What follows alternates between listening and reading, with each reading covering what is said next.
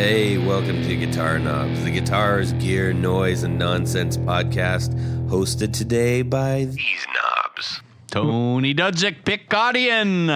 Hey, everybody, it's me, Todd Novak. Welcome to the Guitar Knobs podcast. We're thrilled that you are listening to our show. It's just me and Tony in the kitchen tonight. Yes. Rob literally showed a picture. He's like, just to prove, he's got like 30 amps that he's working on right now. So. I saw him in the trash can. I don't know if you saw that picture. I did. Yes, I did. Anyhow, so he sends his regards. He hates being here and hates not being here. So yes, it's a constant struggle. Yes, it is. So anyways, but that doesn't matter because we have a fantastic guest tonight. Guest, please introduce yourself. Hi, my name is Ellis, and I build basses. And you own what? I own L.E.H Guitars. L.E.H Guitars.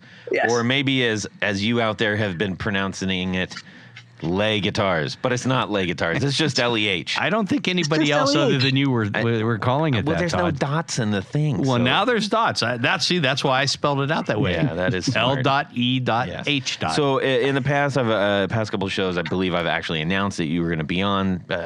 So that's what I said, but I can't go back and fix it. So it's burned into history now. Sorry. Yeah.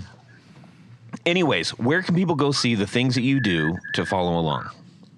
Mostly I'm on Instagram or on my website. I don't do too many other things. Gotcha. So my Instagram is L.E.H Guitars or at L.E.H Guitars, and website's the same.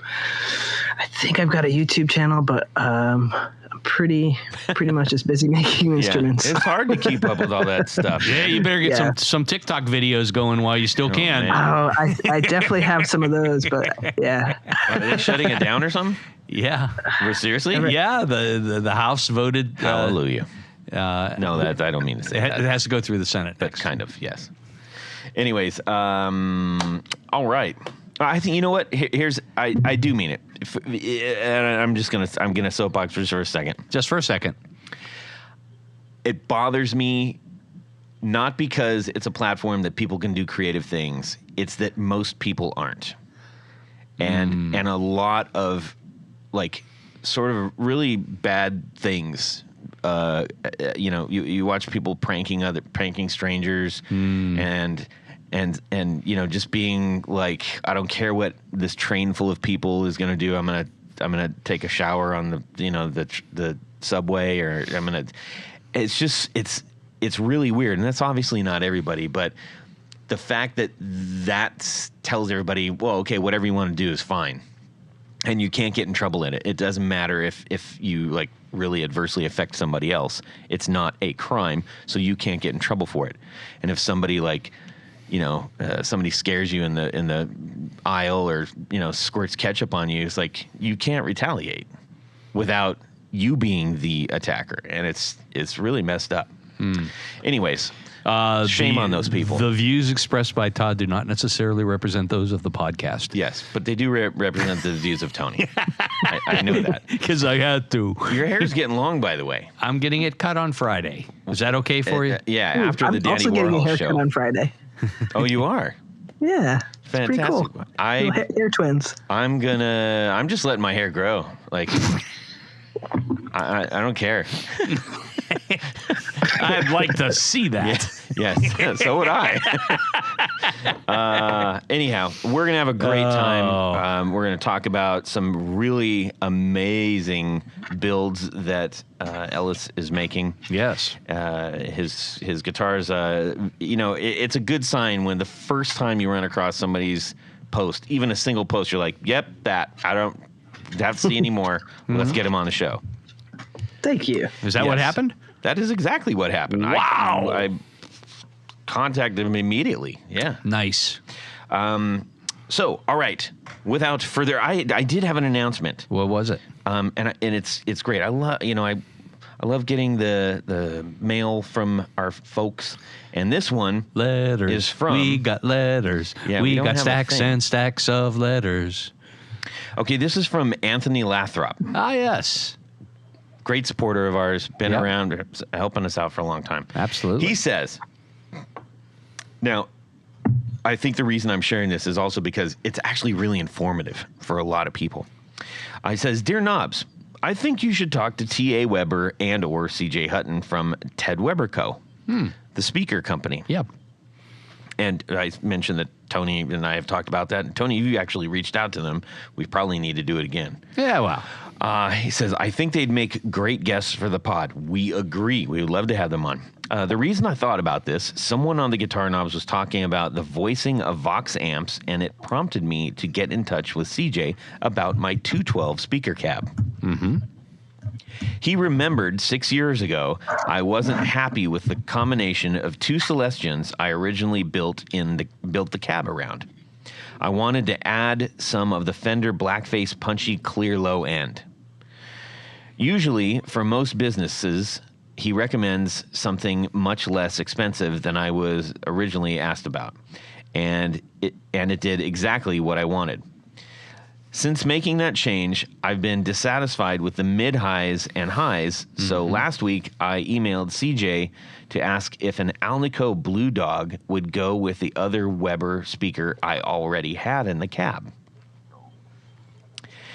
He remembered the discussion from 6 years ago and asked if I was still using my self-built voice voxed amp and still playing the same kind of music. He described the and I think that's pretty cool, remembering a conversation from six years ago. Yeah, really. If I could barely remember one from 6 minutes ago. I know.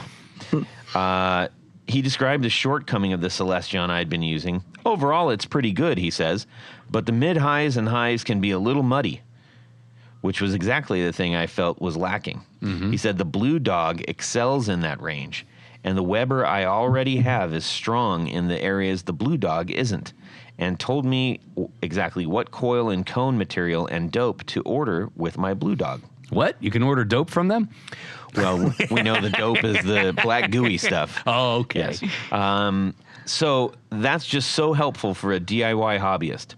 A 12-inch Alnico Blue Dog is just barely in my price range, but going through 7 different speakers looking for my sound isn't. Yeah. That's a great point. Yeah.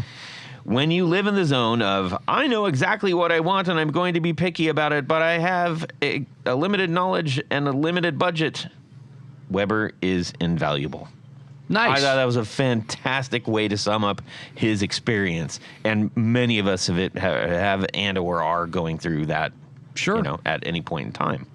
Well, that's a good combination. And as we've discussed before, I have a Dr. Z Best 212 cabinet.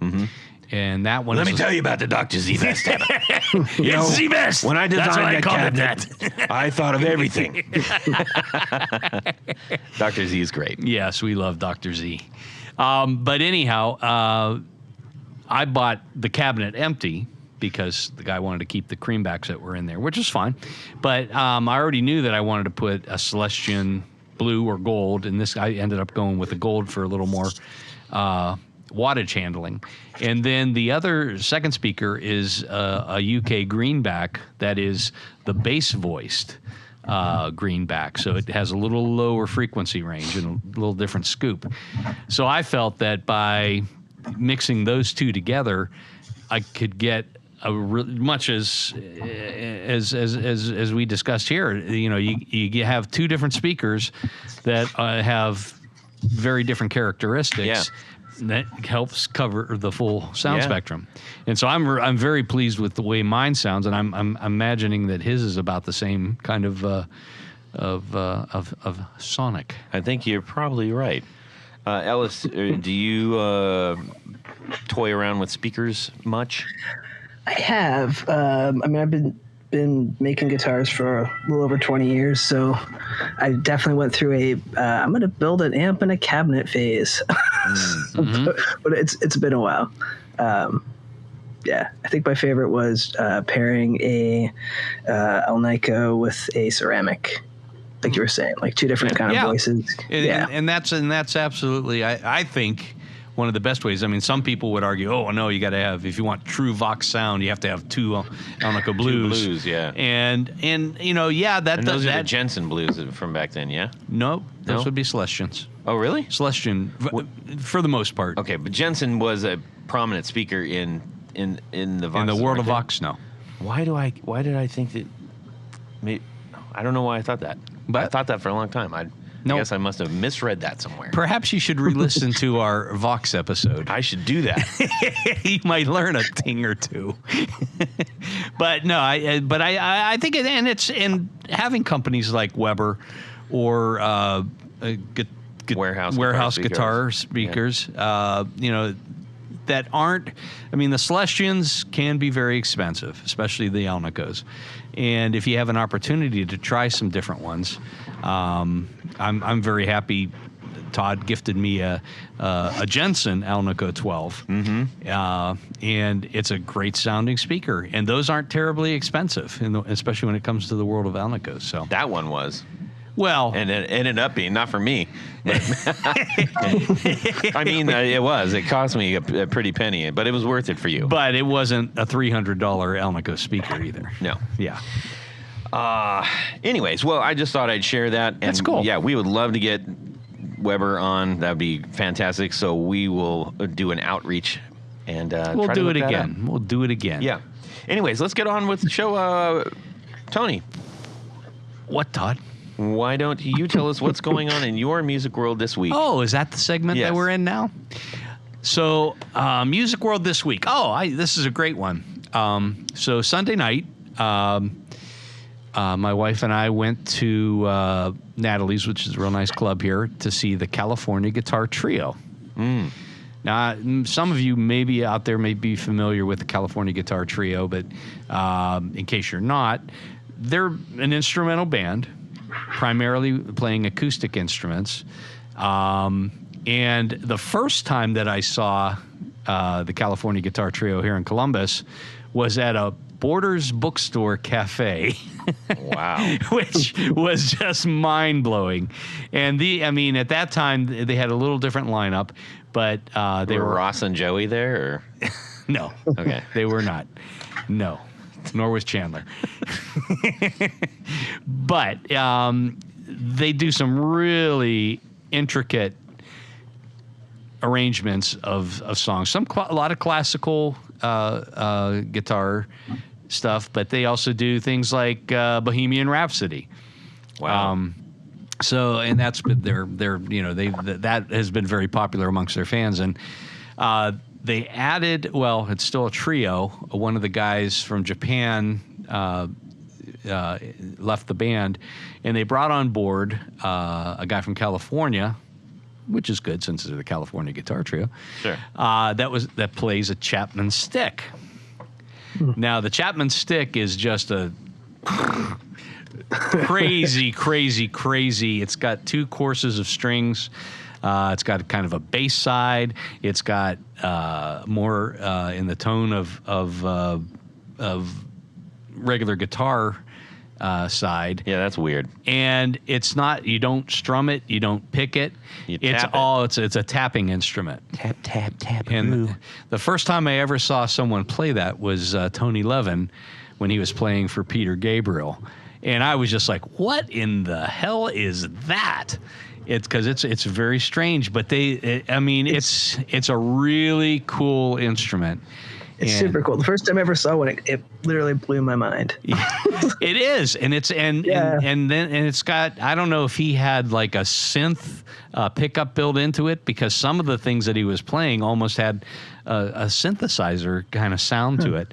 But anyhow, long story even longer.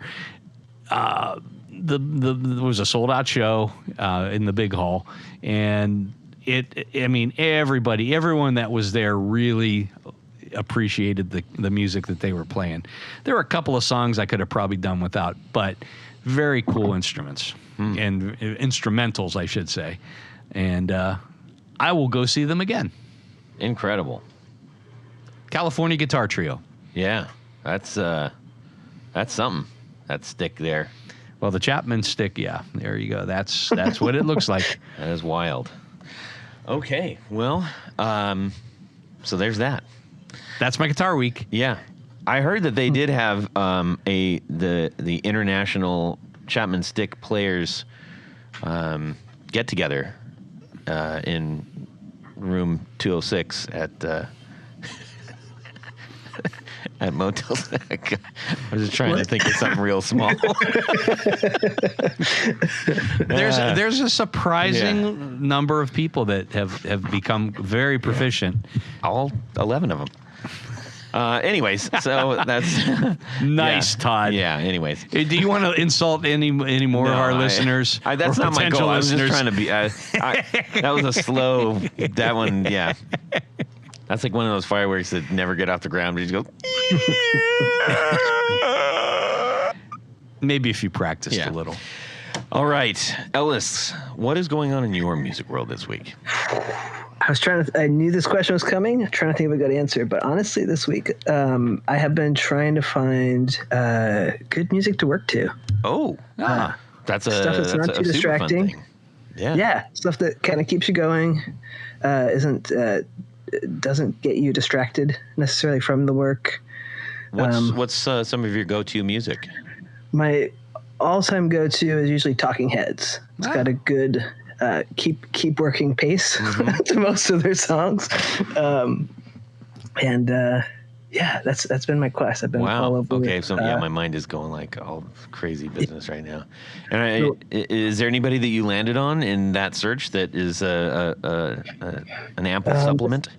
This afternoon, I haven't listened to much Thundercat, but this afternoon, and that's where I lived. I just was Thundercat all afternoon, which is pretty good. Interesting. I'm going to make a recommendation. There's a band in Columbus called the Valentinos. Oh, yeah. They have a guitarist that looks surprisingly like our main host I've here. heard they are very good. Yes, they are.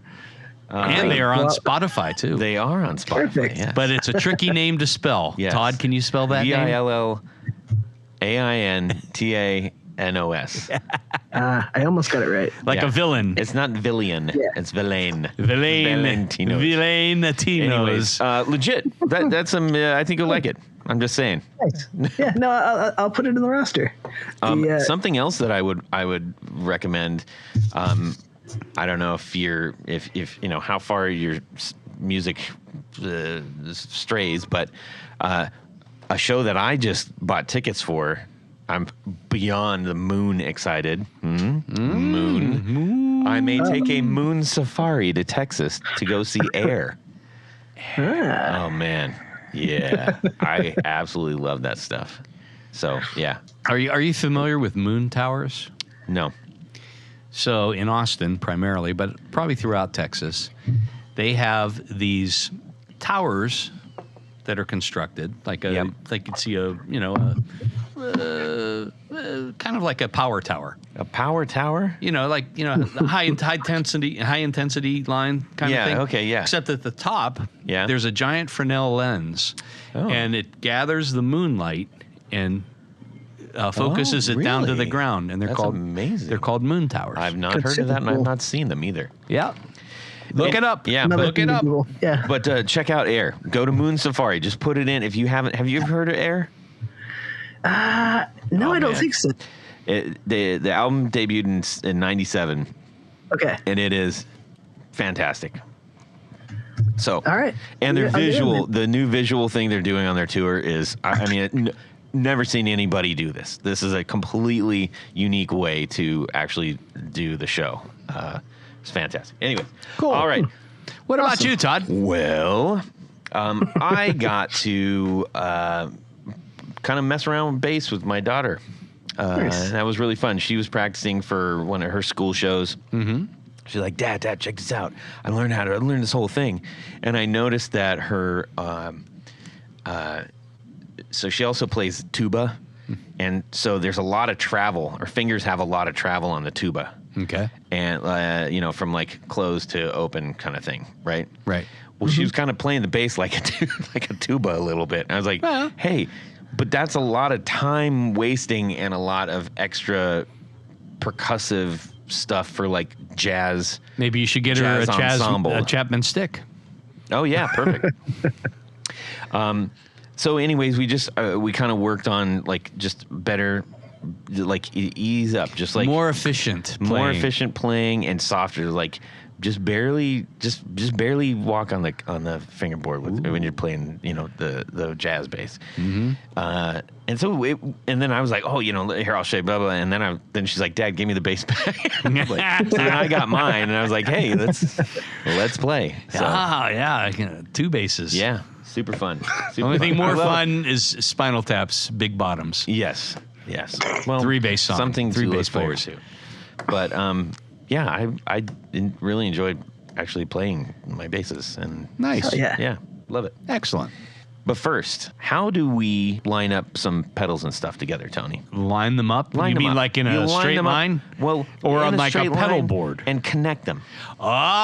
Connecting pedals can be tricky, but not if you have Tour Gear Design patch cables. That's correct. I was waiting for you to say the Well, words. I was waiting for you. We were being polite. Yes, no. Well, you first. I No, you. insist. I insist. You first.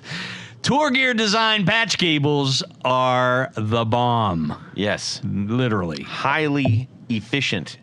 They're cables. flat. They're flat. They have little teeny tiny ends. Yeah. And I would gather a guess Yeah. that if you used Tour Gear Design patch cables on your pedal board, you could sneak an extra pedal or two. I think you definitely could. They take up very little room, And they got all kinds of lengths. and they're very cost effective. Yes, sir. But you know what, Todd? You go to the website, tourgeardesigns.com, load up your shopping cart, and when you get to the checkout section, go to where it says coupon code, and this is a secret. Don't tell anybody else about this. Type in the guitar knobs, all one word. And you're going to save an extra 15%. That's 15%. Yep. Already great priced things. These come to you quickly. They're based in Canada, but I can speak firsthand that it takes literally a couple of days and they are in your hands. Indeed. They've got a very special flock of snow geese that deliver them, like little babies. Thank you to Tour Gear Designs for sponsoring our 4 on the floor. Tony? Let me get a little bit of this. 1, 2, 3. 4 on the floor. All right, Ellis of L.E.H Guitars, give us your 4 on the floor. All right, I'm going to do a little different than the classic pedal board thing, but don't worry, I'm going to start with a pedal. Okay. Good place to start. Yes. I mean, let's start on the floor. My favorite thing on the floor is my Strobo Stomp tuner. yeah. Peterson. Yeah, ridiculously accurate, and I honestly I'm not a terrible tuner by ear, but I can't handle any deviation. Yeah. So the precision of the Strobo Stomp is my favorite. Okay. Okay. Also on the floor, Yes. a really, really clean cabinet. Okay. So we're going the rig essentially. Your 4 rig. must-have rig Yeah. items that are touching the floor in some way. Okay, they are touching the floor. Yeah. Most of my job is making ridiculously clean, good sounding things and testing them in very clean, articulate, like no compromise situations, so I can tell if there's anything wrong with my work. So then, therefore, putting a fuzz pedal. No, it's too much. I can't. So what is your cabinet of choice? So my favorite cabinet is, I've got 2 favorites, but the one that I actually own and use all the time is a Gensler Magellan. And then a little up from the floor is the head, and I use a Magellan head as well. Got So it. it's got a modern sound and like a quote unquote vintage sound, but both of them can get very clean. Is that a solid state amp or a? It is. Okay. And it's ridiculously light, and I never thought we'd get to the spot in technology where I wouldn't mind not having at least one preamp tube. Mm-hmm. But I guess we're in the future now. Yeah. And it's Welcome not to the bad. future. It's yes. pretty good. I remember speaking of the Valentinos earlier, when I locked in my bass player, and he's like, "Oh yeah, I'm getting a new bass rig," and I was like, "Oh, cool, right?" Yeah. And he comes in with a backpack and like Yep. what looked like his like car stereo, because for a certain age group there was a time when everybody carried their car stereos around in little like purses, like Velcros, or the faceplate came or the off. faceplate. Well, that was later. Yes. Yeah. And Yeah. I'm like, "Where's your amp?" And he says, "It's right here." And I'm like, "Oh, what are you doing, dude?" Because I'm like, "We play rock and roll. What are you doing?" And he pulls out a Mesa Boogie, like tiny. I mean, it's like I don't It's the even know what size of size. it's the size of a brick. No, it's smaller than that. Smaller than a It's brick. Slimmer than that. Yes. Well, I'll it's- say the Magellan's a little bigger than that, but Yeah. it's definitely fits in the gig bag, which is really nice. Yeah, this absolutely fits in like a backpack, and and it's crazy loud. Yeah. It's a little too Totally. clean for my, I've Yeah, always thought, but you can dirty those up. I mean, Yeah. that compare that to hauling around like an SVT rig. Oh, I know. And the 12 guys you have to hire to carry the but stuff he's got for two you. cabinets, so I'm like, well, we're still hauling your stuff around. Anyways, what kind of speaker configuration do you prefer for your bass? Honestly, I used to be very much a 210, but I got this slightly. So Jeff Gensler hooked me up with a custom, like it was a one-off of 112 cab that he made, and I never thought I'd like a 112, but I'm really into it. Oh, so, a 112, really? Yeah. Wow. It's kind of antithetical and or doesn't seem right for bass until you hear it. Whatever Gensler's doing, it's really good. Well, I dig it. That's cool. Yeah. His other cab that I really like is the bass array, and it's got a 112 with a bunch of little tiny, I think they're 3-inch speakers. Whoa. So it's kind of like, Wow. we were just talking about Weber. Like, remember Weber had that beam blocker for a 112 guitar cab? Yeah. Kind of like that. It just like those little tiny speakers in front of the beam of a 112. It's pretty amazing. Wow. Interesting. Bananas. Who would have thunk? Yeah. All right. Gensler. So what else is you got two more things on the floor. Oh no. That start was done. Oh, I counted my the cab one and more, the head. One more. Yes, one more. One more. Yeah. And I guess what one more is if I'm actually just playing. I'm usually playing by myself these days. My Ableton Live interface is kind of my other my go-to thing that I just can't live without. What is your go-to guitar? Because an L.E.H. interfaces. We're not going to take it. Yeah. Oh, okay. Sorry. Well, then I would have to say if I'm not playing around with that, just for a drum sound, an MPC, just something to get me. Okay. Yeah. All Just right. A little something. Yeah. Well, that's the first time that this has happened, and let me converse with the judges. Oh no, I lost. Is this a thing? We will allow allow it. it at this time. Yes. Thank you. Judges have Yes. ruled. I appreciate it. Well, speaking of L.E.H Guitars, I think we should start asking you a bunch of questions and just having a great conversation about the guitars that you make. Awesome. And it's interesting that you say guitars. Obviously, a bass guitar is a guitar. Yes. But most people specify that they make basses. Yeah. It's true. I'll be honest. I have been doing this for over 20 years, and I have made guitars in the past, and it took me a long time to find my name, like what name I wanted to make guitars under. I think before we were recording, I mentioned that I used to have the domain name HahnGuitars.com. Yes. Yeah, but I was young and foolish, and I let my domain registry lapse, and suddenly it was gone.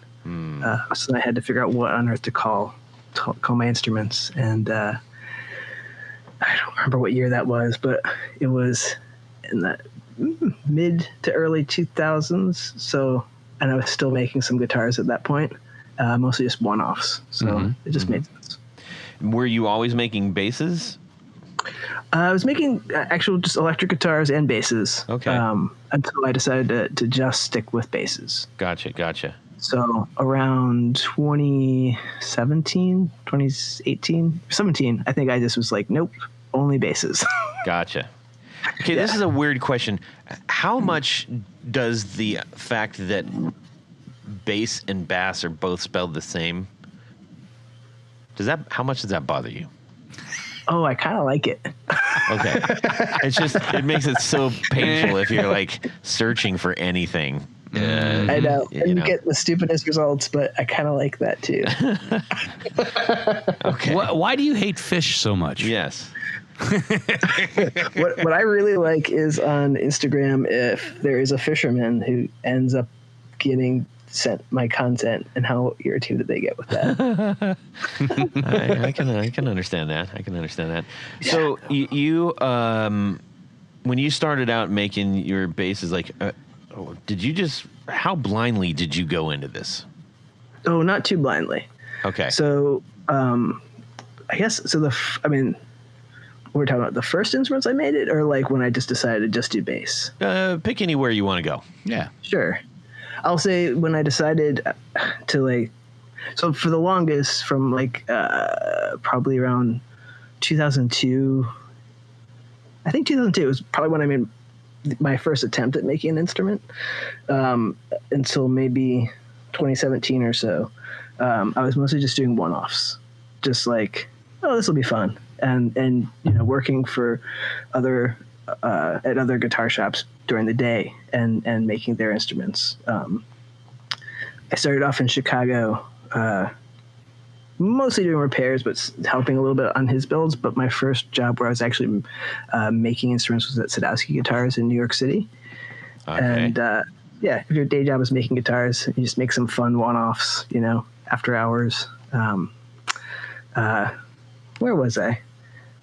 Working at Sadowski Guitars in Chicago. In New York. Yeah, I guess I was doing one-offs, and then my whole point was that when I decided what do I really want to do if I'm going to do a repeatable instrument, what do I really love building the most?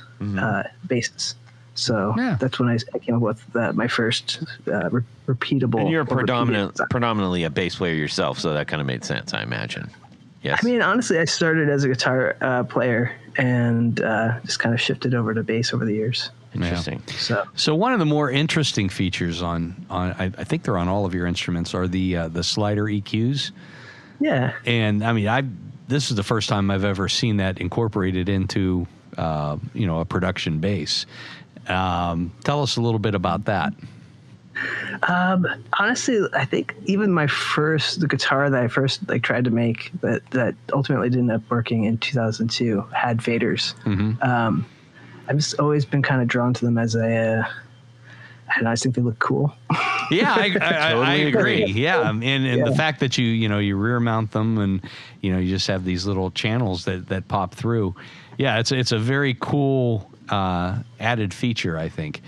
And is that it looks like some of them have 2 channels and some have 3 or 2 bands, and some have 3 bands, or am I looking at one that's like nope. You got it right. Okay, so I'll either do a treble and bass boost or treble mid bass. Okay. So it's kind of like the active part of the circuit is on the powered by the faders or controlled by the faders, and then the more traditional kind of passive circuit, like the volume and the tone and stuff like that, that's on a knob, along with a bypass for the preamp, just in case your battery dies or something. But yeah.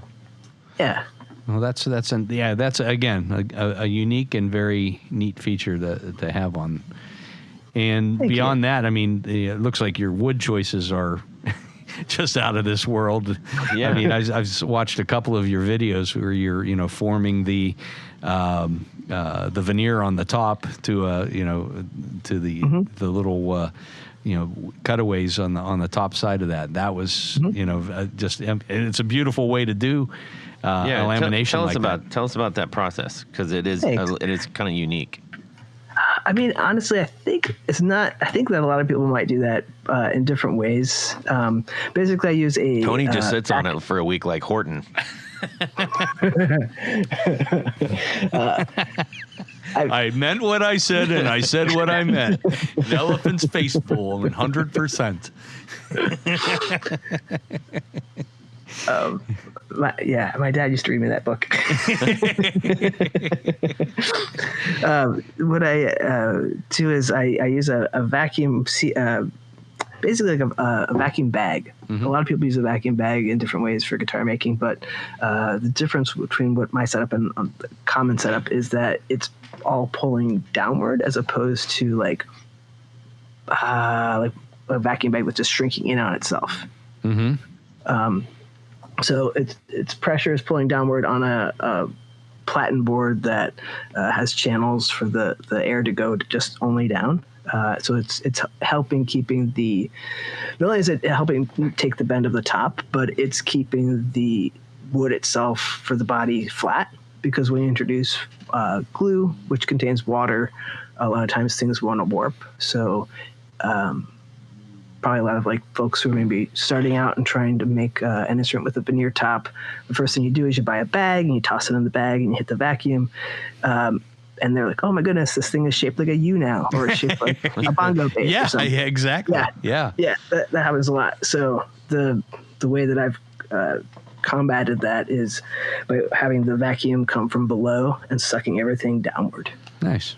Very cool. Did you build that rig yourself, or does it come like? I did. There's a company that made the bag and made the vacuum itself, but the little setup is mine. Very cool. Yeah. You mentioned the woods, or actually, you know what? How much does that save an awful lot of time before we go into the woods and stuff? Does that? I imagine that does actually save quite a bit of time. What saves a bit of time? With the vacuuming versus like all of the clamps and everything? Oh, honestly, I don't know if I'd be able to get a good arm bend with all there's the no clamps. way. Yeah, I guess you could, but like I tried it so many different ways over the years. But to like get a nice like rounded bend, where it's actually like kind of in the same way you'd have like a carved top be. Right. It's really tricky. I guess I could make a really precise clamping call, but then I think I would probably end up with gaps. So basically, I'm using the body itself as like a reverse clamping call. You know, right, so it's just can't go wrong. Cool. Yeah. Now, one of the things that I guess, for lack of better terms, boutique or sometimes higher end basses are known for is insane wood use and like the craziest figuring and 6 different kinds of dyes all over burl and bird's eye and all kinds of nutty stuff. And sometimes you're looking like, who is this bass for? Exactly. Like, there's only like, how big of a funk band are you in that is going to be your bass? I don't know. That's the only thing that came to my mind. So, I mean, I feel like some people can pull it off. I also, it depends on the player and their personality, right? Yeah. And some folks just want to play a white bass or a black bass, and that's honestly most people. But I don't have the personality to pull it off. My bass is blue.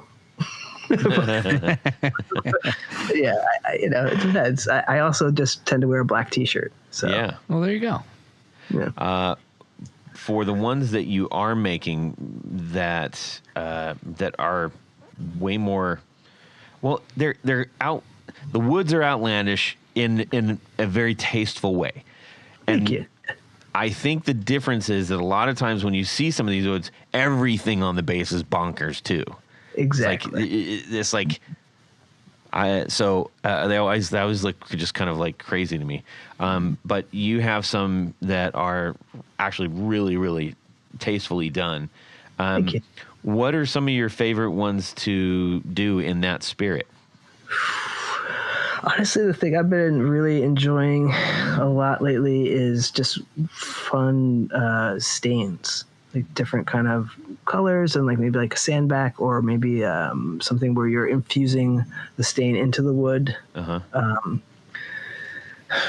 still keeping it simple, like not going everything crazy. So like if I do like a crazy or over the top, like I did one recently for the NAMM show where I did a ridiculous top, but just a plain maple fingerboard and like black hardware, nothing else. There's one crazy one on here that we're just saying crazy ones just because we don't really have another word for it. Outlandish ones. Yeah, outlandish. It is.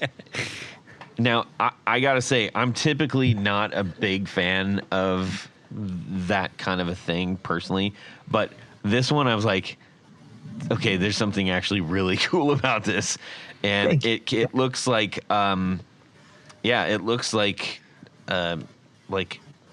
Tony, what does that look like? Well, it's like a cross between it's almost like a solar system. It is. And it's got awesome. It's got that little bit of orange in there. Yeah, that would be the sun. Yeah, it's wild. You can be whatever you want it to be, Todd.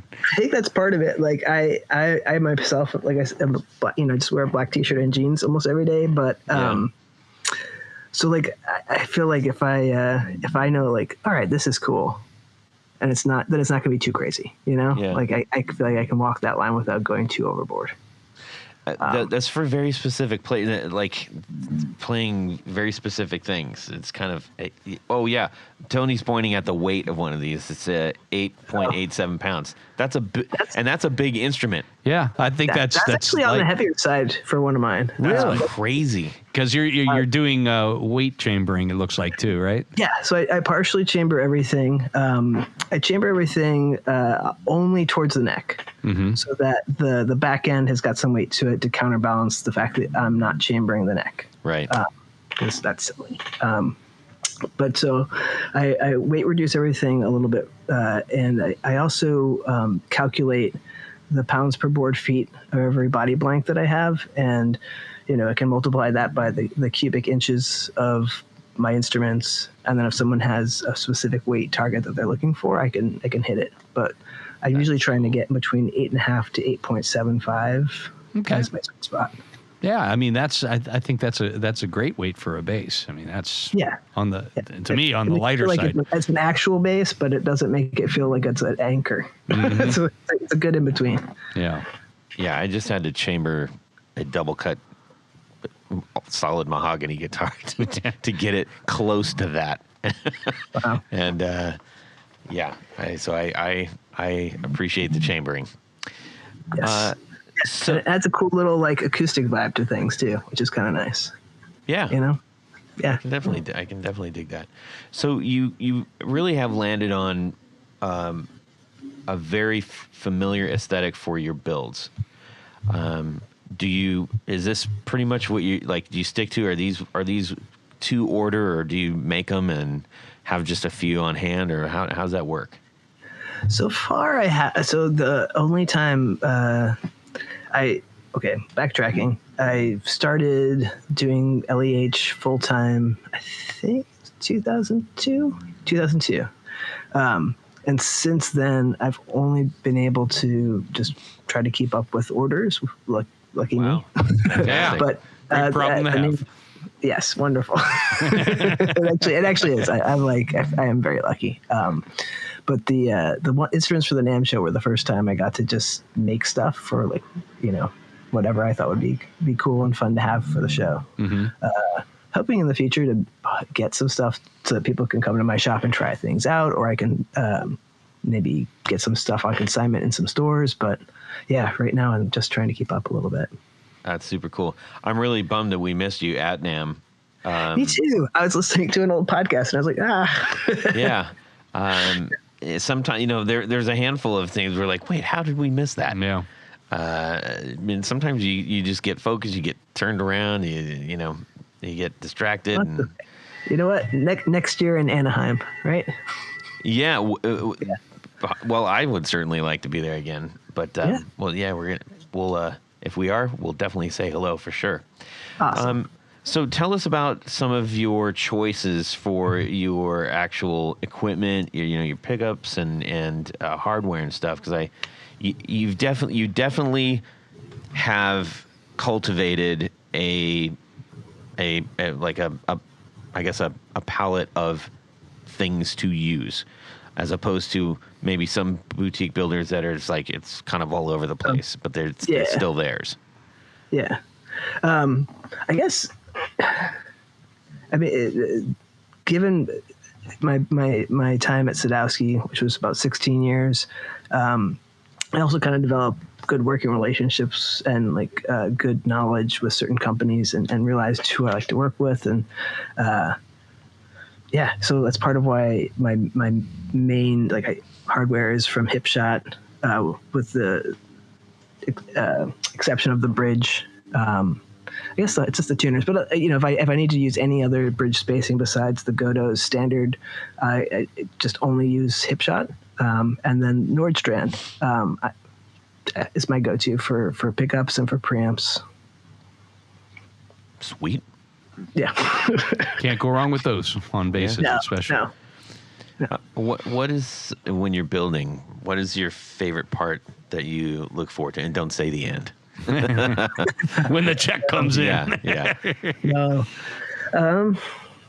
So that's tricky. There's a lot of really good parts. I think if we're just talking about, so I always break building into like before final assembly and then final assembly in my head, because that's also how the shop was organized at Sadowski. So most of my time at that shop was as what is it called? I guess they just called them builders, but like basically I was doing all the final assembly. Got it. And I believe that's called final assembly. Yeah, just final assembly. But what's my title? Whatever. Bass builder. That's what I was building basses.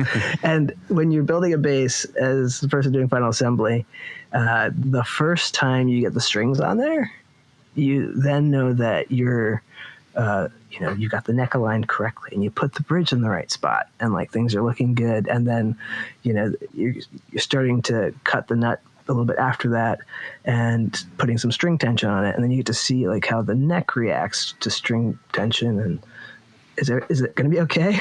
So like it's a series of, are you going to be okay? Is this going to work? Well, at that point, it becomes a musical instrument. And up until that point, it's pieces of wood, and little wire, and pickups and hunks of metal. Exactly. And when you put it all together, that is truly a magic moment. I mean, I don't build that many guitars, but it's the same experience when it all comes together. You're going to be a bass. We did it. So that's, I think, probably one of my favorite spots still.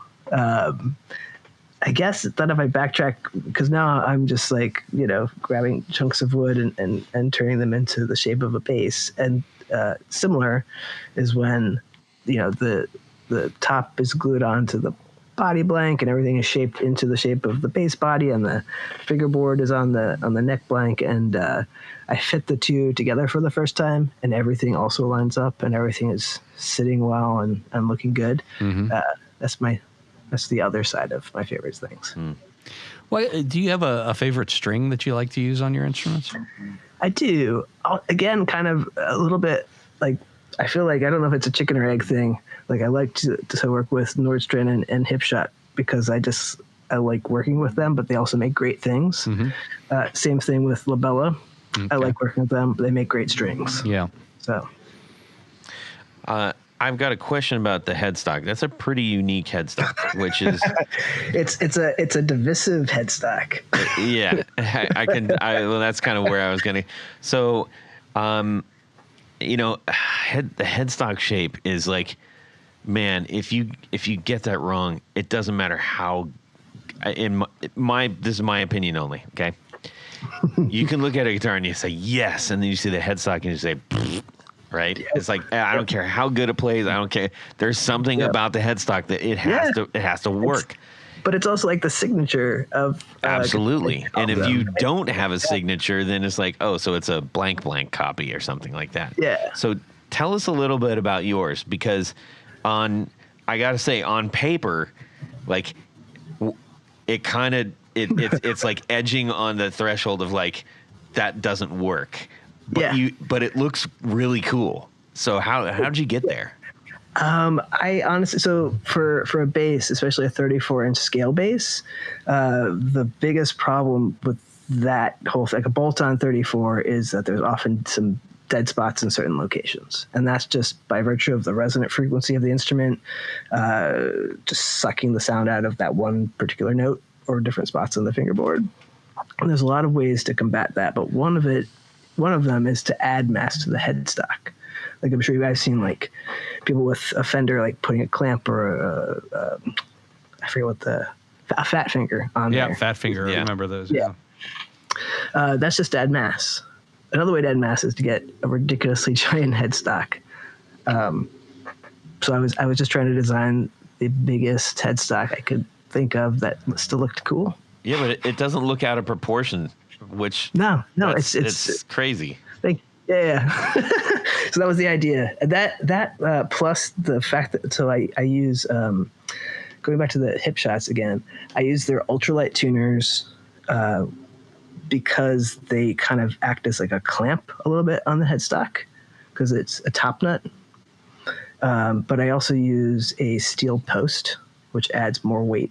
I think the ultralights come with an aluminum or some sort of ultralight metal. Mm-hmm. Yeah. So I make my ultralights very heavy and clamp them on there, and that also helps to like add a lot of mass to the headstock. That probably helps reduce any kind of sort of like resonant buzzing and stuff, though, too, I imagine. I've never had problems with resonant buzzing, but the resonant frequency dead spot thing is honestly like you can play any of my basses and there might be like if you sustain a note for like a good 5 seconds, you might hear like, oh, this doesn't sustain as long. But for most bass players, you don't need that much time. Is there any purpose, because you said it's a very divisive headstock, is there any purpose to like the underbelly cut that you have on little soup on headstock? That's just to make it look cool. That's just like faders. Yeah. I created the shape and I was like, what if this is the shape. So like just that little soup was like kind of the cherry on top for me after the proper answer was yes, that is a patented tone shape that we developed over the course of 13 years. It's a tone boomerang. It sends out to the audience. It comes right back to you. Yeah. Well, one of the things that I guess I'm semi-fascinated about it is that we've talked on our show several times about sometimes you'll see, I think it's maybe most prominent on like really, really, really cheap, crappy, like foreign, like import guitars and stuff where it's like, they make everything overly symmetric. Like the pick guards follow the body line exactly, or, it just looks, or my least favorite, they're trying to, and it's never quite. Oh yes. Yeah, exactly. And I think the indescribable attraction to like, why do we like the pick guard on a Flying V or on an Explorer? It's like, hey, this is falling. Oh no, that's just a straight line out of nowhere. Yep. Or the Les Paul specials that have the that dip into the pickup area, but not all the way. It's just it doesn't have this need to follow everything, and there's something that's super attractive about that, and it's always intrigued me. So I look at yours and I say, yeah, that doesn't make it's just there. It doesn't follow any line at all, and neither does that other bump. But it's great, and it looks cool. Yeah, I mean, that's honestly like the whole point of a lot of things, right? I feel like pick guards are just there to make the body look even cooler. Yeah. If you're just following the body, then you're not doing anything. I wonder, and we've speculated on this just a little bit, but for the same reason that we like distorted sound, it isn't perfect. And when we do hear, like say you have a Moore distortion or something, and it's like there's something. It's like too. They didn't bother trying to get the sort of the unnatural subtleties in there. It's just it's a straight bzzz, but even in the human voice, it's never perfect. And Except for mine. except for yours, yes. Yes. Yeah. I just think there's something very, very intriguing about that. Well, whole thing. I think the headstock design is also kind of just a little nod to a kind of a squared off Fender headstock shape. I mean, especially you can see it on the painted headstocks that you do. It definitely has just, you can say, oh yeah. we have the authority on that headstock. We should ask him. No, I mean, part of that line, that straight line that you're talking about, is on the original. Sorry, I'm looking away from the microphone because I'm looking at it because I have the first offset with that headstock design. The original had that line was parallel to the center line, and that little swoop between the headstock flat and then up to the finger. That's really hard to do. So if you have a parallel or a line that's parallel to the center line, you can use a drum sander and gently edge it up there very easily. Ah. There you go. That's our answer, Yeah. Tony. The current ones have like a slight angle inward because that was a little too much. So my version 2 headstock is slightly smaller. Got it. Well done on the headstock. Thanks. That's the most we've ever talked about headstocks. Yeah. Honestly, people like I hear a lot about my headstock. My favorite was I think the second day at NAMM, I was just standing at my booth, and the first guy that came by just walked up and said he hated my headstock, and he walked away. And he really shouted at me. He said, "I hate your headstock." And then Did you really? I think his friend said, "Yeah, he really did." And his friend said, "But nice basses." Oh my God. Wow. That's kind of rude. That's awesome. Yeah. No, that's fine. It was probably the funniest thing that happened to me all day. Now, I have a similar love-hate relationship with Paul Reed Smith guitars. I've owned several over the years, but that headstock, No. every No. time, the pointy, Nope. it's like, this doesn't belong on this guitar. Yeah. And so I've sold every Paul Reed Smith that I've ever bought. And some of them were very nice instruments, but every time I looked down at that headstock, it would just say, yeah. Yep. So Yeah, no, I mean, I feel like the people who like the PRSs also like the headstock, so it's kind of like, maybe. Yeah. you get drawn to what you like, and maybe that's, I don't know how you. As find they say, there's a shoe for every foot. Exactly. Indeed. Well, so in your builds, if someone wants to go and commission I'm assuming, like you said, you're catching up on them, so they're made to order, right? Exactly. Yeah. And what is a turnaround time for something like that?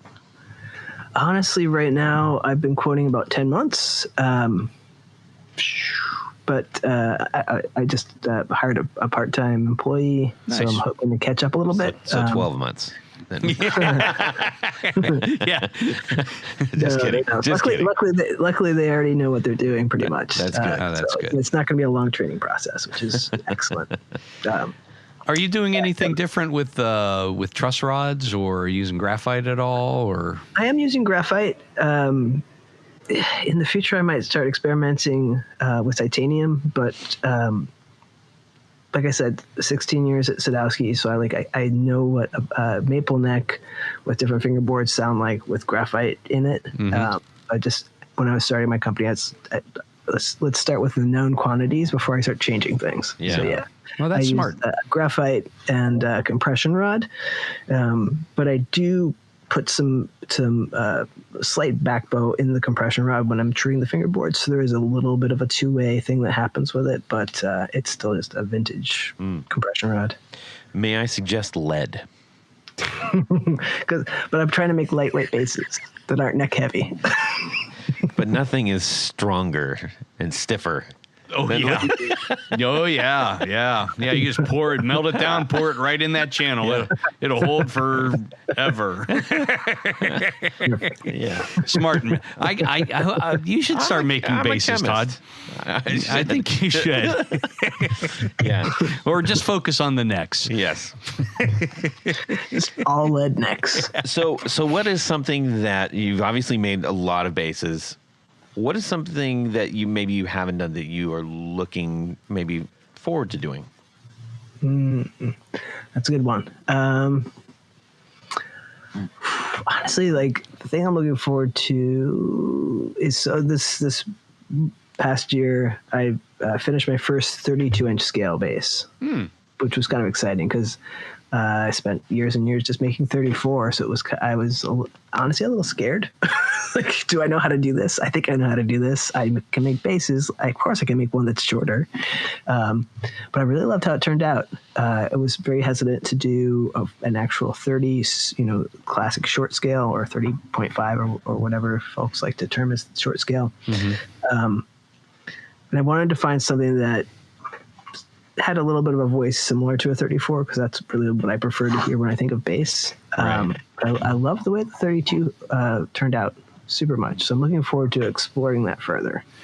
And then, I've got a 24 fret model that I'm very excited about. That's a little bit of a different body shape. Have you exploring different things, expanding a little bit, maybe adding a sixth string. That's what I was going to ask. Have you ever done anything like a bass six with a little shorter scale? And honestly, I think if I'm doing a six string, I might start with 34 just because that's my known quantity, and then branch out. Like I know the high C at 34 scale maybe seems like it might be too. I understand why people usually do a slightly shorter scale, but I don't know. I probably will start with 34 and then try it on 32 and see what happens. Nice. Yeah. As far as being a bass player, what are your bass influences? I again, Talking Heads is like the best working music, right? And Tina Weymouth just nails it every time. Get yourself a Mustang bass. I mean, she plays a lot of basses, but always sounds like her. Like, that's true. Yeah, like I love seeing like not old, but like whatever earlier footage of them like playing in New York City before they were very well known. Like she's just murdering it the entire time. Yeah, she's sort an intense player. She really is. She does a lot of work, but like never too much. Yeah. Just the right amount. Yeah. Okay. So aside from her, if you were to build your sort of, chef's choice, you're going to build a bass guitar, who would you build it for? Oh, gosh. That is a very hard question. I actually kind of recently sort of did. Oh. I built a bass for Tim LaFavor, and he let me kind of talk him into different wood choices that he wasn't really wanting to do or didn't know he wanted to do. I forget when, with less than a month ago. So like Tim LaFavor, for those who don't know, was on Bowie's last album, and they did a show here in Portland with the Organ Symphony, basically recreating his last album. And Tim, that was his first, debut of his L.E.H. Oh, cool. That's super so it's cool. kind of like, was like an out-of-body experience. Wild. Yeah. So, what was there any other like weird special things that he required? He really wanted to do a 70s like single coil vibe with the bass was kind of like the starting point, but then wanted to do some stuff with roasted woods, which I didn't feel it was going to be the best for his playing style, even though I know that he liked it a lot. I ended up talking him into doing an Okume body with a maple fingerboard. Okume is like a relative of mahogany, so it's got kind of a nice warm round sound that it adds like after the initial like hard attack of maple, which ended up being more perfect than I thought it would be when I heard him play. Wow. So it's kind of like, that's why I was very out of body. I was like, yes, this is what I envisioned. It's here. Yeah. And the top, was it like a super figured thing or was it painted? Oh, no. He just wanted a white bass. He just a white bass, black pickguard. Oh, wow. Like your 70s bass that you got, except white with black blocks, and yeah. Interesting. Yeah. Is that one on the site so as people can go check it out? I should put it on my website. It's on my Instagram for sure. Okay. All right. So there you go, people. You can go check that out. I think one of the last things that I'd like to ask, you did a really interesting little video about your inlays. What was the material in that? It was a laborious act. Oh, was it just like a couple days ago? That is It's like sort of a 70s exactly. It's just black. So that material is I don't know how to pronounce it, honestly. I just type it. I'm probably gonna say it wrong. Corian is what I'm gonna say. Yeah, with a Corian. C. Yeah. They make countertops out of that. Yep. Yeah. So you could cook on your bass. Don't do that. No. But you could. It'd be fine, probably. Yeah. But the trick is with an maple fingerboard, like ebony is what people think. Oh, black, like ebony blocks, or ebony contaminates maple. Like it gets in, if you ever have a maple fingerboard, an ebony fingerboard on a maple neck and you're sanding it, the little tiny fine dust that comes off of ebony gets right into the pores of maple, and then you get kind of a weird, just contaminated like dot look all over. Like kind of dirty, actually, is what it always ends up looking like. Got it. So back at Sadowski Guitars, we had someone asking for ebony because they didn't want to have a perloid block, and we used to work with an inlay artist there, Alson Inlay, who does a lot of stuff for PRS, and I asked them, I was like, what can we do? Because they wanted a jet black block, and they're talking about ebony, but I know for myself that would be a personal like nightmare zone. I could never make this instrument look right. And they're like, how about Corian? I'm like, okay. And it just turned out to be perfect because Corian sands almost white, and it doesn't sand with such fine particles that it gets into the maple. But if it does, it's just something you can't see. Interesting. I mean, acrylic is another material that a lot of companies are using now. And that's. I mean, I use a lot of acrylics in my shop, and it is pretty amazing how well those stand up. Yeah, totally. Like I think all the perloid stuff I do is acrylic. Mm-hmm. Yeah. So, for people who are getting into bass, maybe they are looking to, they've started out with a standard Squier P bass or something like that, and they are looking to level up. What are some things that you think that people should consider, maybe if they don't already, or you see a lot of missteps? What would be some guiding wisdom on selecting a higher end bass? We're talking L.E.H higher end, or just a little bit above a Squier? I'm saying just like you're going to get into something. Let's say it's L.E.H. Okay.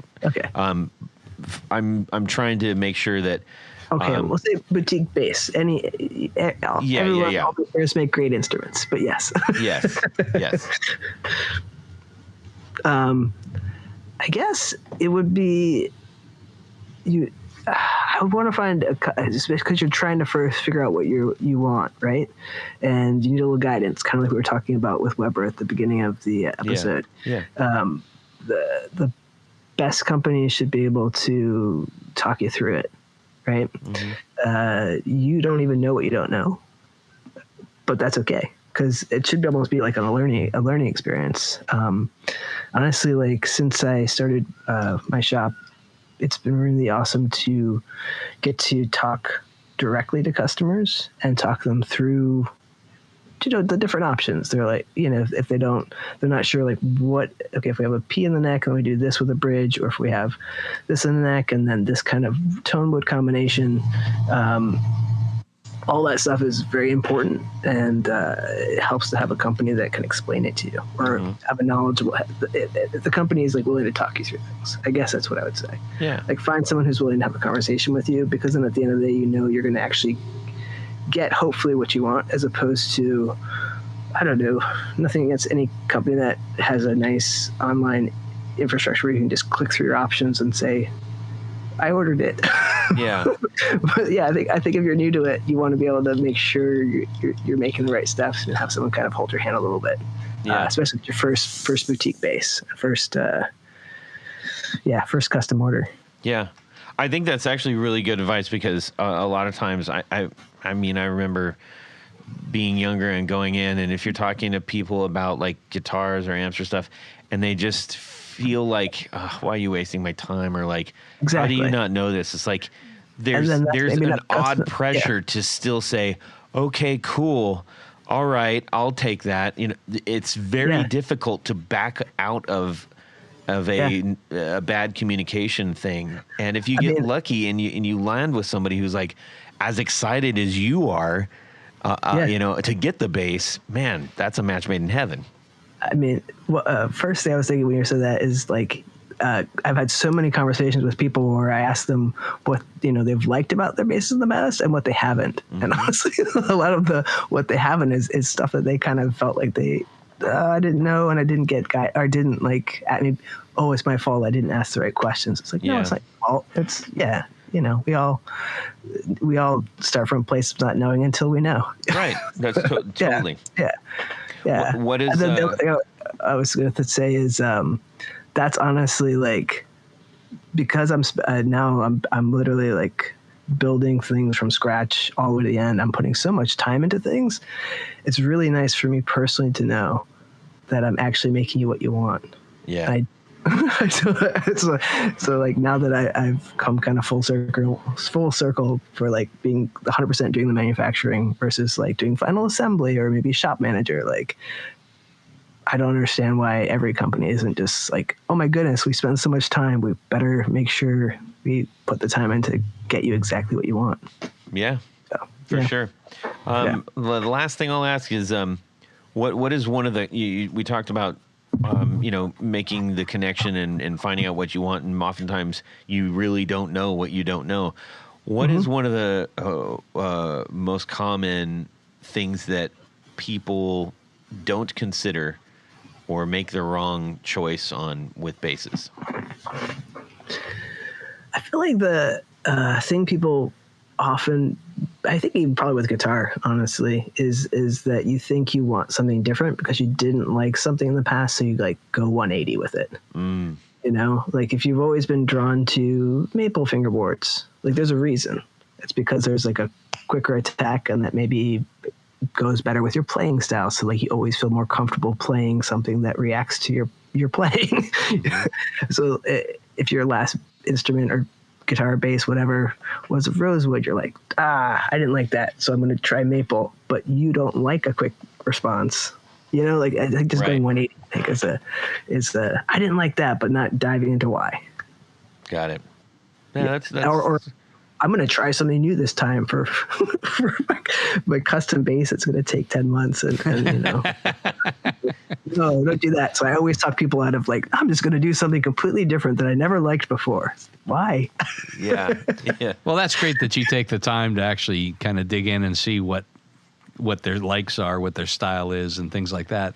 And you can make those suggestions. That's important because a custom instrument should be just that, something that is custom to what that player wants. And you know, they may not know that they need certain things or certain types of woods or certain types of pickups and things.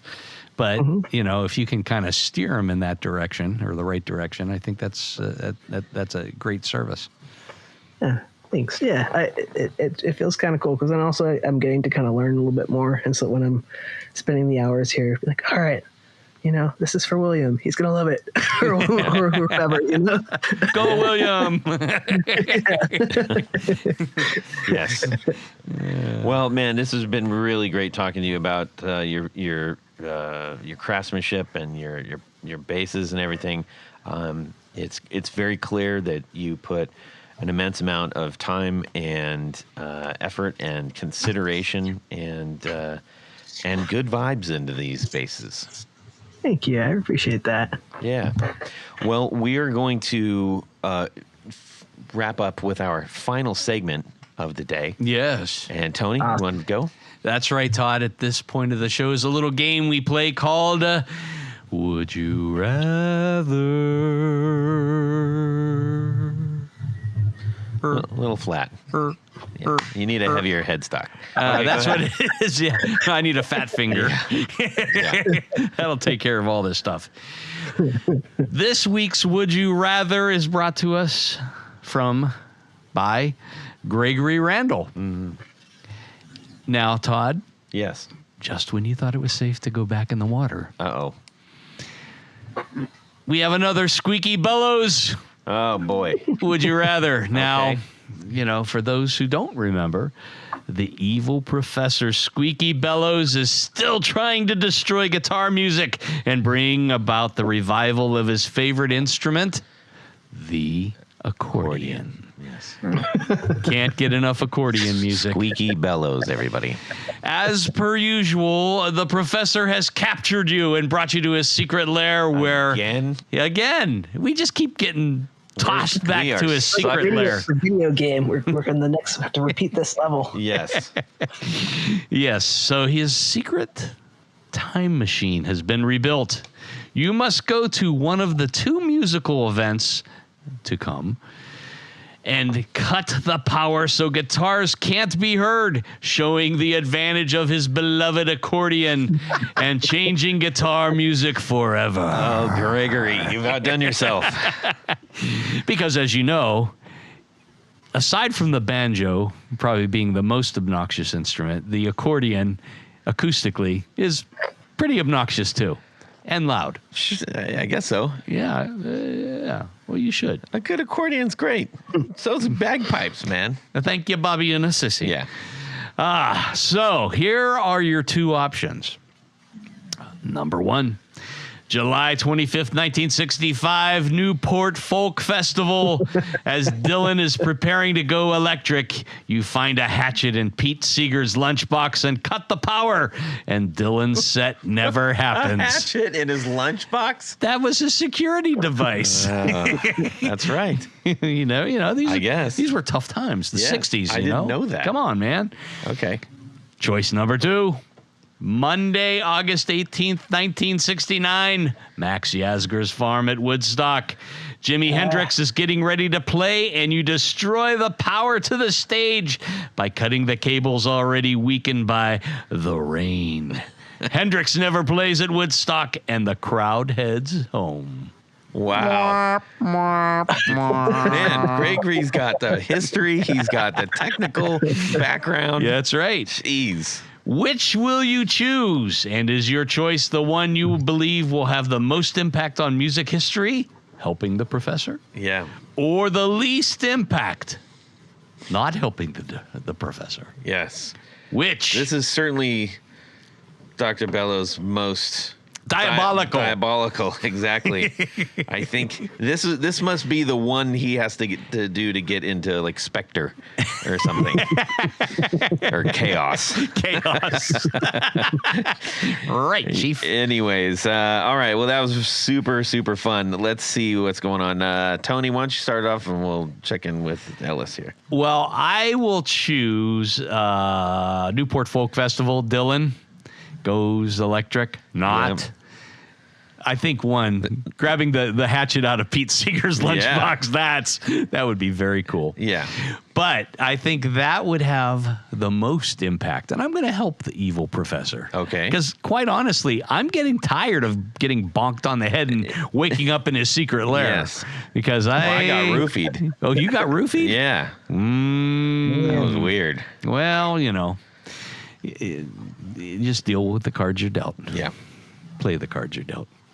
So that's what I'm going with. Okay. I'm going to go to the Newport Folk Festival. I think the crowd Festival. isn't going to be that upset, actually. Well, there was a 50-50 break in the crowd. I mean, a lot of the people were really upset at Newport Folk Festival when Dylan went electric. But if he never went electric, who knows? We wouldn't have the band behind him. Well, the band would not have been there. Well, or maybe. Well, they might have been there, but they would have saying, "We can't hear you." All right, Ellis, how about yourself?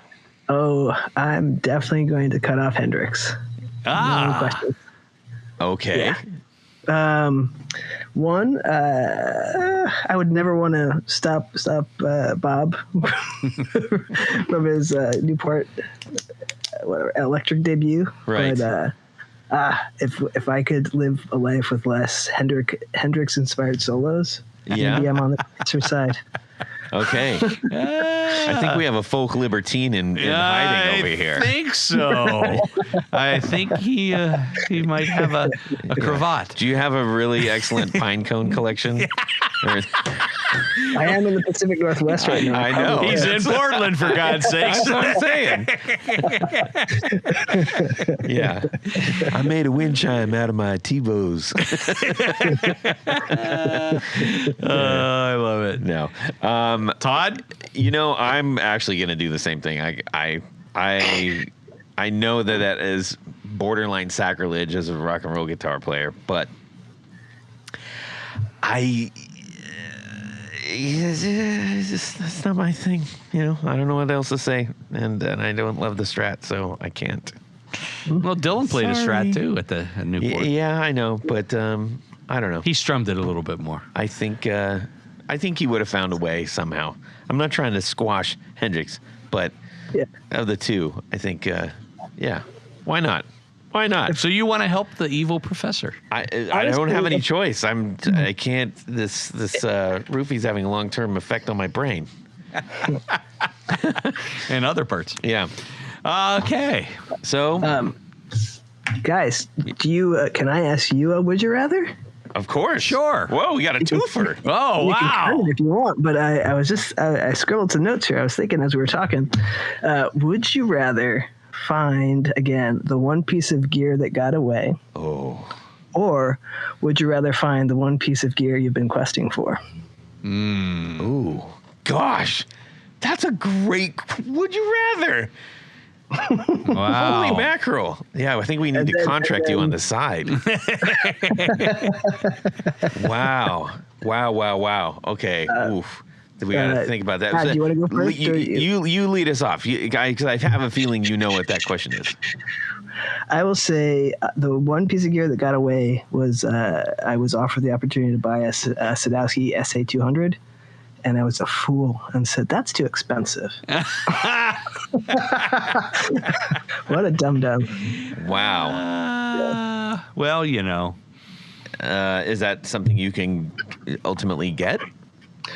There was a limited run of I forget how many, and I was offered it at price, at cost. Wow. Oh my What a- God. Well, Yeah. It was, but you're always smarter as you get older. Yes. With age comes wisdom. Yes. Tony. I too will go for the one that got away. Okay. And this would have been, it's actually the first real guitar that I ever bought. It was a 66 Fender Jaguar that I got up in, this was in the 80s when I got it. And it was at a time where you could buy Jaguars for next to nothing. This one was like absolutely mint condition, original hard shell case.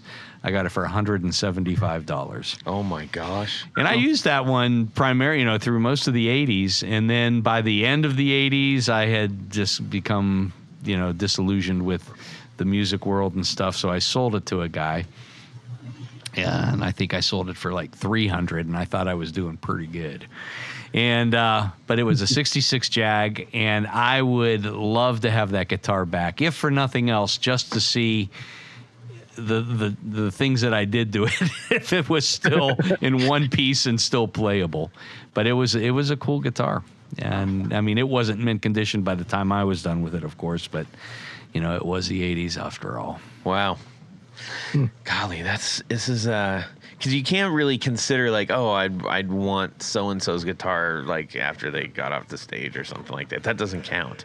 No, it This has to be is something like- you used to have. Yeah. Something you, Or yeah, I guess it's something you've been questing after. It's like it's a yeah, the questy part. Yeah, like that Epiphone Dave Grohl that you've been Oh, God. questing after. No. Yeah, I think I don't have to think about this very hard. I kick myself for selling the my 80s Explorer, Gibson I knew it. Explorer, white on white, aged out so beautifully in the big pink plush case. Yep. That was a bad move. I would agree with you. yeah. Sorry. That was a dumb thing I did. You should have come over to my table and said, "Should I do this?" And I would have said, "Are you crazy?" Yeah, it was stupid. Anyways, I would love to have that back. I don't know how I get. Maybe, who knows? Strange things happen. Yeah. Sometimes. Well, if it's meant to be. Yeah. Yeah. Oh well. We just put it out there in the universe, so. I'm putting it out there in the universe. Yep. Officially. Yeah, I got your guitar. Yeah. That'll be $12 million. Yeah. So anyhow, that's a great question. Well, thank you. That was a bonus, would you rather? Yeah. Well Sure. played. Well played. I think that we might be able to spin that off in a couple ways in the future. Ooh. Yeah. You could just do a segment, The Gear That Got Away. Yeah. Yeah, I like this. Okay, man. Well, no, I mean Tony, not Manuel. But Tony, go ahead. You can call me Manuel. Let's. We need to thank a few people. That's right, Todd. At this point of the show, there is a very special group of people we love to thank. These are our executive producers. Now, an executive producer helps make this show possible. How do you become one? Real easy. Head over to patreon.com/The Guitar Knobs. Check out a couple different levels in which you can participate. Become a friend. Become a sponsor. Become a hero of the podcast. Truly. And each level comes with some very nice thank you gifts. And I do mean very nice. Real nice, Clark. And but as an executive producer, there's one thing more. Todd, what would that have be? your name on that thing? You get to have your name read on the thing. And that's what I'm going to do right now. So special thanks to these executive producers. Vader and Pedals, John Helverson, Rick Calhoun, Trevor Gunberg, Elad Mizrahi, Mike D, Richard Kendall, James White, Motander Guitars, Bill Gola Guitars, John Esterly from Rare Buzz Effects, Anthony Lathrop, Stefan Lamb, Michael Senchek, Ken Sayers, Darren Gregory, Tom Brazen, Rusty Sneeden, Ralph Gottschalk from Wonderful Audio Technology. Yeah. What? Don Kloss, Gregory Randall, Brett Hogarth, Eric Emmer, Stuart George, Michael Furman, James Bell, James Romer, Cameron Pampas, Trevor Ellenberg, Christopher Logan, and John Sebastian. Yes. But wait, Todd, there's more because there's a special group, the elite group of our executive producers. We call them our Grand Poobahs. These fine folks get a fez to wear upon their head whilst listening to the podcast. Indeed. And so without further ado, special thanks to these Grand Poobahs. Tommy Manasco, Ricardo Iguereda, David Kaminga, Brandon Wound Pickups, Hex Matos, Michio Murakishi, Bob Crouch, Jack Cadian, Sam Jett, Tyler K.C. Rhines, LSJ Music Company, John Williams, James Pennington, Steve Keys, Cody Foster, Science of Sound, Brian Robinson, Jonathan Jerusik from 12th Hour Devices, Corey Nigro, Michael Van Zant, Tim Nowak, Jonathan Daly, Martin Cliff, Sean S. David Poe, Billy Spitfire Unlimited, Congregation Gear Demos. Where are you? Paul Von Eppinger, Scott Sullivan, Great Lakes Guitar Pickups, Matt Hart, Enrico Fernando, Moon Guitars, Adam Johnson, Eric Edwards, David Tyndall, and Anthony Gemolero. Indeed. Thank you all so very much. We truly appreciate you. If you have been thinking about, helping our show out and keeping us afloat, as it were, keeping the machine moving. Yeah. Jump in. Water's fine. It's safe. Yes. And we will welcome you with open, wet arms. We promise not to send Professor Squeaky Bellows over to your house. Ellis, we need to say a giant thank you to you for spending your time with us. Thank you, guys. I appreciate it. It was a tremendous victory for all, I think. To victory. Yes. To the victory for all. Victory! Yes. And where can people go get your guitars? Oh, just come find me at lehguitars.com and at L.E.H Guitars on Instagram. Mostly just email me, Ellis at L.E.H Guitars. Got it. Tony? Yeah, we'll have a conversation. We'll figure it out. Head over to pickguardian.com. Check out a couple of things that I have available for purchase online. But I do custom work. That's what I do. So shoot me an email. Let me know what you're trying to do, what you need, what kind of material you want. Yeah, if you need to get your guitar to have some personality, you need a pickup, man. A pickup guard. Or would you rather have a pick guard? You need a pick guard, man. Thanks for that outstanding marketing effort, Todd. Yes. While I don't have pickups I'm on my available last legs right now. I've had a long day. Pickguardian.com. We'll talk. Great. You can shoot me an email, todd@theguitarknobs.com. Better yet, send me a DM on Instagram. I spend a lot of time there, as most people know, and would love to hear from you. And if you would like to send us your Would You Rather, we had two. We had a bonus one. Double. We would love to share your Would You Rather on air. So go ahead and do that. And also, when you're driving around and you're like, man, I need some good music. Listen to the Valentinos, for Pete's sakes. Yes. Good old rock and roll, Yeah. All right. Good for while you're working, I hear. Yes, that's what I'm told. All right, everybody. It's been fun. Have a fantastic Guitar Week and subscribe. If you crossed like Steve Buscemi and Willem Dafoe. Hey, hello. This is Belly Scratchers Anonymous. Are you having a crisis? I just want to say, hi, I'm Ellis from L.E.H. Okay, all right, go ahead. We'll do a little Oh. clapperoo here. Let's get on to one of the favorite shows. Parts Of the favorite show. Yes, the favorite parts of the show. Yeah, he's got like Willem Dafoe's mouth and... Hi, I'm Ellis from L.E.H. Yeah, that was a little dry. We'll try that. We were like, oh, it's a... No, it was good. It was good. Seriously. We have some ointment you can rub Yes.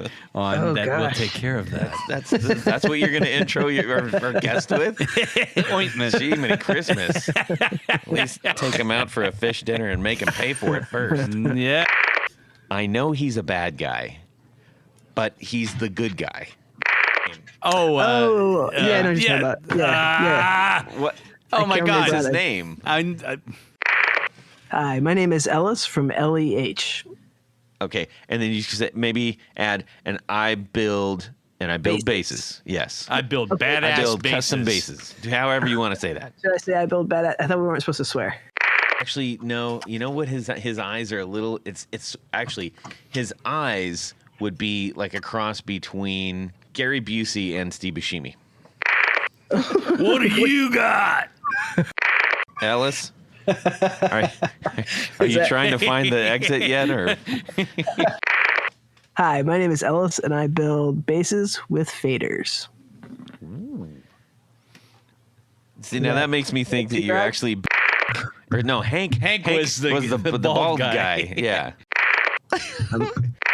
I have a computer. I can't. Just look it up. No, I can't. That's cheating. I'll let it come to me, and I'll blurt it out in the middle of the show. Okay. Great. Yes. Take 5. Hi, my name is Ellis, and I build basses, electric basses.